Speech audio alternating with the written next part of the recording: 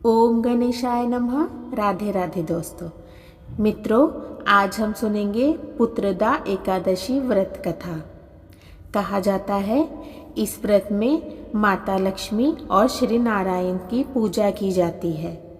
इस चर और अचर संसार में पुत्रदा एकादशी के व्रत के समान दूसरा कोई व्रत नहीं है। इसके पुण्य से मनुष्य तपस्वी, विद्वान और लक्ष्मीवान होता है तथा पुत्र की प्राप्ति होती है, और जिनके संतान है उनके संतान का भविष्य अच्छा होता है। तो आइए कथा शुरू करते हैं।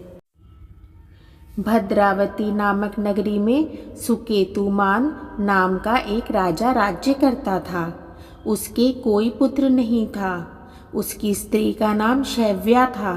वह निपुत्री होने के कारण सदैव चिंतित रहा करती थी। राजा के पितर भी रो रो कर पिंड लिया करते थे और सोचा करते थे कि इसके बाद हमको कौन पिंड दान देगा।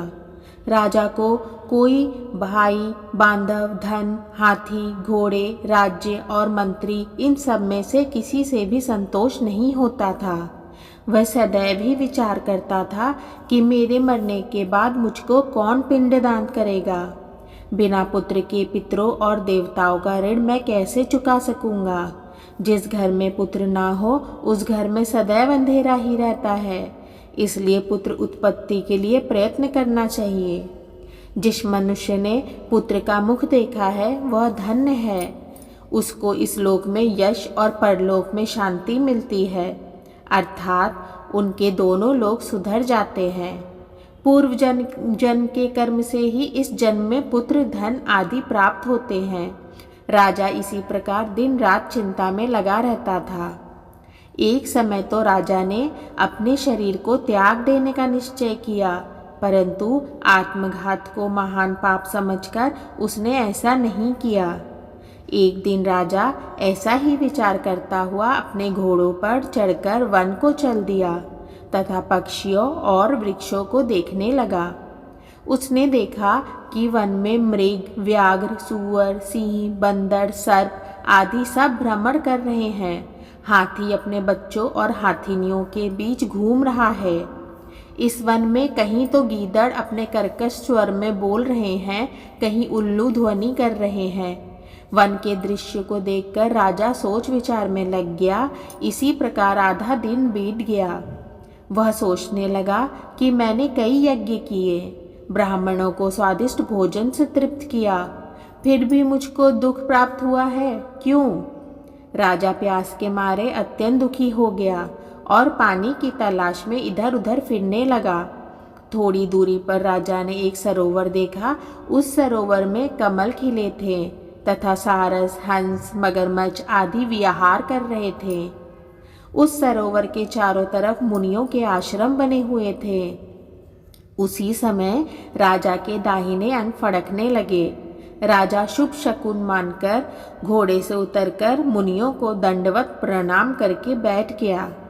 राजा को देखकर मुनियों ने कहा, हे राजन, हम तुमसे अत्यंत प्रसन्न हैं। तुम्हारी क्या इच्छा है सो कहो। राजा ने पूछा, महाराज आप कौन हैं और किस लिए यहाँ आए हैं, कृपा करके बताइए। मुनि कहने लगे, हे राजन, आज संतान देने वाली पुत्रदा एकादशी है। हम लोग विश्वदेव हैं और इस सरोवर में स्नान करने के लिए आए हैं।